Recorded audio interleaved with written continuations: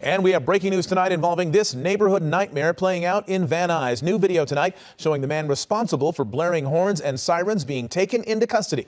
It's a saga we've been following for 2 days, and tonight the LAPD is taking action. Oftentimes on this channel, we discuss bad policies and the implications or consequences of said policies. But typically, when we cover a bad policy and its negative consequence, usually there is a logical linear progression to how things got so bad. Perfect example of this is that a lot of different municipalities ended up downgrading crimes that you could charge people who are under the age of 18 with, and as a result of that, you have a bunch of different youths across this country stealing cars at an extraordinarily high rate, and because they can never be prosecuted for this, this just keeps going. This is how you get phenomena like the Kia boys, but again, this is something that's linear. It makes sense. Step one was you said you were not going to hold anybody under the age of 18 responsible for car theft, therefore you see an explosion in car thefts by perpetrators that are under the age of 18. And again, we constantly and consistently see these results bear out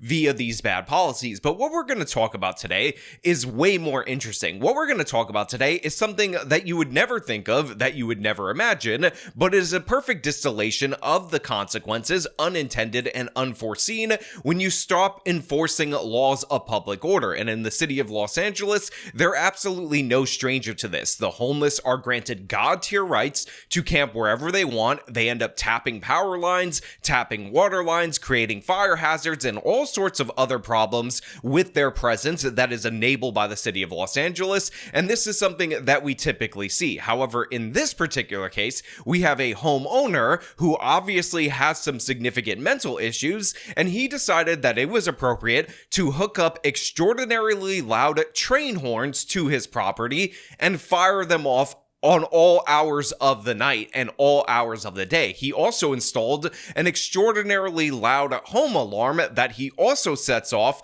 24/7 in this particular neighborhood. And guess what? The residents of this neighborhood in the city of Los Angeles have just had to deal with it 4 months because those public order crimes never get enforced. This is the consequence of absolutely idiotic policy, and of course, it negatively impacts the peace of mind of all of these different neighbors, and they were, until very recently, powerless to engage with this criminal. And this is what we're going to talk about today. But before we do, I want to thank everybody who supports this channel via actualjusticewarrior.com/join. Give me the money.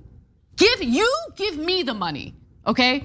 And Mark, I'll pause for a second because you could literally hear crickets out here tonight. Residents in this neighborhood will sleep easy this evening, both literally and figuratively, as the man who lives in this house here behind me that has been blasting loud noises through the streets is in jail tonight. So the local news reporter makes a remark about how amazing it is that you can quite literally hear crickets in this Los Angeles neighborhood, and then he goes on to say that the neighbors in this area will sleep easy, literally and figuratively. I don't know how they're metaphorically sleeping easy. I don't know what you're trying to say, due to the fact that this man was arrested because he was consistently blasting an extraordinarily loud train horn in this neighborhood all hours of the day and all hours of the night. 4 months, and finally the law decided to step in. Finally, after the neighbors were so outraged by this that they ended up pushing for some kind of media attention, the LAPD was like, okay, I guess we'll enforce the law in this particular case, but normally we don't want to because we have all these woke reforms from the city council that prevent us from doing so. But again,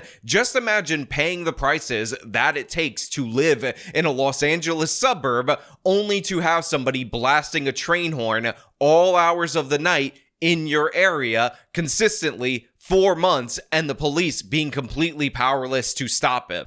Are we going through the same thing again? Tell me!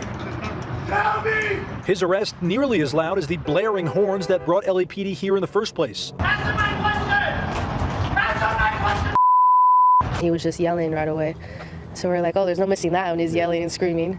hear that from a mile away. Gary Boyanzi. So in the least ironic thing in the history of anti-irony, this guy is screaming and yelling at the top of his lungs as the police show up to finally arrest him for blasting these horns. And the neighbors are obviously overjoyed that this man is being arrested, that he has been sent to jail, due to the fact that they've been trying to get this to happen for months in this area, but the police have not really been doing anything because, again, they have been disabled by the Los Angeles City Council because, you know, these quality of life crimes, they are honestly just a mechanism of evil white racism, so we have to remove them so that way we could stop the police from being evil white racists. Now, I will also point out that everybody in this particular story happens to be white. The guy who's behind this, white. The people in the neighborhood, white. But the thing is, if you pass laws to basically disable the police's ability to enforce these public order crimes, whether they be for racial justice or so-called justice for the homeless,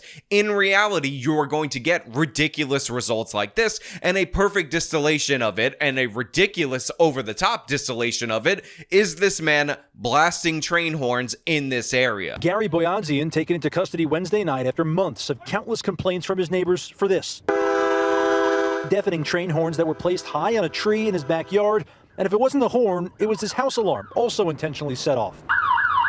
So how bad does this have to get that when you look around the neighborhood, there are flyers instructing people in said neighborhood to call their complaints in to a specific officer at the local precinct, because this has been going on very often. Again, look at it for yourself. I'll read it to you guys out there in the audience for my podcast listeners. It says, sick of the loud horn blast, and then it gives the address where it's coming from, and then it says contact Officer Gutierrez at this phone number in order to register your complaint. And again, people had been doing this 4 months. 4 months this was going on, but it turns out the person that happens to be behind this is likely suffering from some kind of mental illness, and we all know in the state of California, you can never remove a mentally ill person from the streets. In fact, you have to wait for a mentally ill person to actually go off and kill somebody or try to kill somebody before the law will intervene, because mentally ill people, I don't know if you guys know this, I don't know if you guys are aware of this, are innocent Beba Angel Aladdins who are just trying to feed their starving family, and you wouldn't want to criminalize poverty. I mean, sure, this guy is a homeowner. Sure, this guy can afford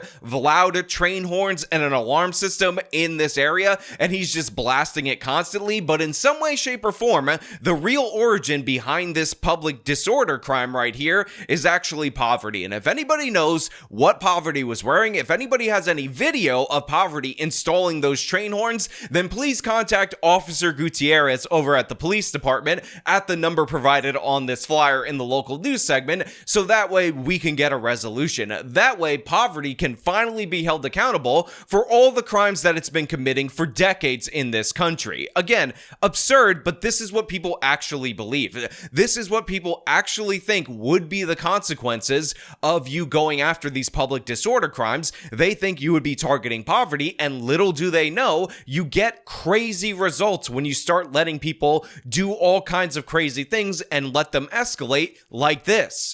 LAPD says they responded to his home on Peach Avenue in Van Nuys more than 5 times, and this morning gave him an administrative citation.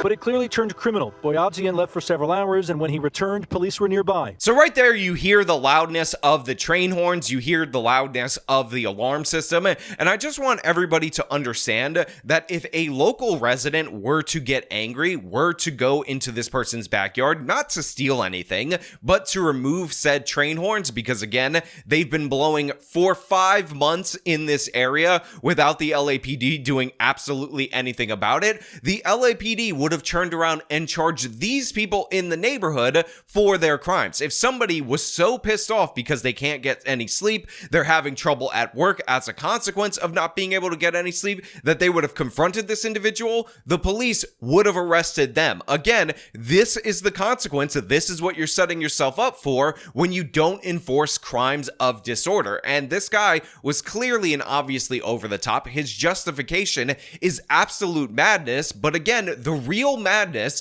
are the policies that enable this kind of behavior. Watching and listening. He came out and thought everything was over, so he went out and watered his lawn, and a couple of the plainclothes vehicles just pulled up real quick and snatched him on the lawn. And he was yelling and screaming and resisting arrest. And he was screaming in the car. You could hear the car as it went down the street, could hear him screaming. So the police showed up to this location 5 times. 5 different times they showed up, and the best they could do on the 5th time was give an administrative citation. And this is the point in time that I want to remind you guys that we're talking about the city of Los Angeles. We're talking about a city where if a car barrels into your business because a mob of looters want to tear the place up, the LAPD will start fining you the very next day for the disarray of the front of your building. We're talking about a city, and we've covered stories about this in the past, where you have all these bureaucrats showing up to businesses with a tape measure, measuring the distance that those little pop-up signs are in front of a particular store,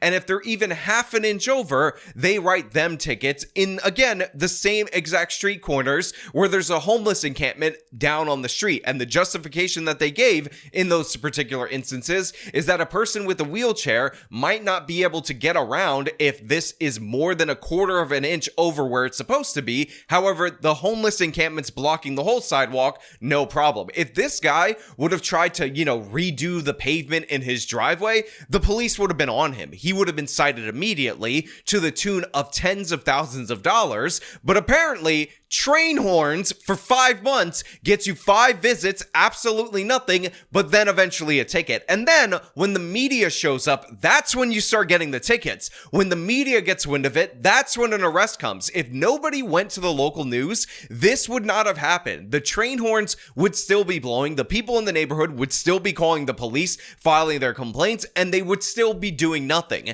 This is the madness of Los Angeles. This is the madness of criminal justice reform. And yeah, if you hear a train horn for 5 months straight in your local suburban neighborhood, you might be driven mad yourself, in which case you will unlock the God tier rights in the city of Los Angeles to do whatever the hell you want. Boyanzian was taken away, but the horns haven't been taken down yet.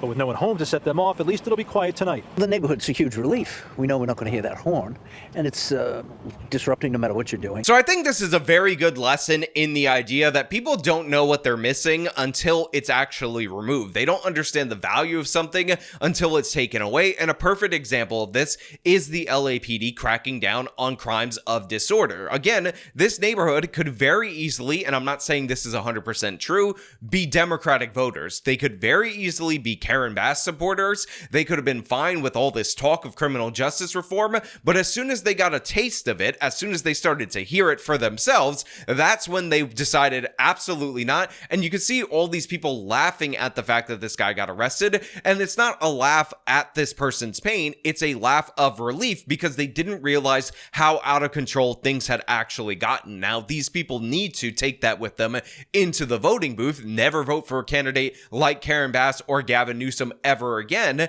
and maybe we'll see something better for the state of California, but as of right now, this is just standard operating procedure. Earlier today, when we asked him why he sounds off the alarms, he unleashed an unsubstantiated story about the mafia trying to kill him and LAPD assisting in the plot. Some of the neighbors we spoke to say you have mental health problems. They have mental health problems. My problem, he wants to kill me. My life is in danger. If they don't want to seem to understand it, that's no problem. LAPD hasn't said what they've charged him with just yet, but for neighbors it's moot. Because for the moment, silence never sounded so good. Finally. Yeah, this guy's not exactly beating the allegations that he has mental health problems. First thing he does is accuse everybody else of having mental health problems, and then he says some mobster is trying to kill him, and if these people don't like the horns, which are in response to somebody trying to kill him, that's their problem. And again, logically, this doesn't connect. Logically, it doesn't make any sense at all whatsoever that this guy is blasting off train horns, which, by the way, if you're known to be the guy shooting off train horns, all you're doing is telling absolutely everyone where you live in order to fight off mafia assassins that are coordinating with the LAPD. Again, doesn't make any sense, has no logical consistency to this, and normally in a sane, sober-minded society, what we would do is force this guy into some kind of treatment because he's becoming a disturbance, he's obviously unhinged, but guess what? It's Los Angeles, baby. He's allowed to do that for 5 months. What happens if he thought that that one of his neighbors was in on this plot to assassinate him? What happens if he, instead of blaring the horns, he eventually snaps, grabs a firearm, and takes said neighbor out? If that were to happen after months and months and months of the police doing nothing about the horns, you would then have Democratic politicians go around and talk about mental health issues and how we have to address mental health very seriously and how a mentally ill person shouldn't have a firearm, all while their policies prevented an arrest of this mentally ill person that maybe could have stripped his rights to have a firearm. Yeah, so now we can relax and just live our lives the best way we can. So don't get me wrong, I'm happy for the people in this neighborhood that they finally have some peace and quiet, but this needs to be taught as a lesson to all these different various progressives that think it's a good idea to remove public order enforcement. Sure, this is an extreme example, but the fact is, you sometimes need an example like this of something blaring in your ears for you to not ignore it, because the people of Los Angeles for years have been ignoring all the other examples, the rise in homelessness, the rise in urban decay in their major cities, and again, they have not done anything about it. And I only could wish, I only could dream that this person was setting off his train horns near where Mayor Karen Bass lives or where Gavin Newsom lives, so that way they could understand the consequences of their own policies, or maybe near the state legislatures, because in reality, this only got attention because the media gave it attention, and but for the media actually intervening on behalf of this neighborhood, there would be no consequences. This guy would still be doing it, and that's absolutely ridiculous. But you know what? Those are just my thoughts. I want to know what you guys think down in the comments below. As per usual, if you like this video, show them by leaving a like, subscribe for more content, follow me on my social medias, support me via the support links in the description of this video. This has been me talking about a madman blowing a train horn 24/7. Till next time.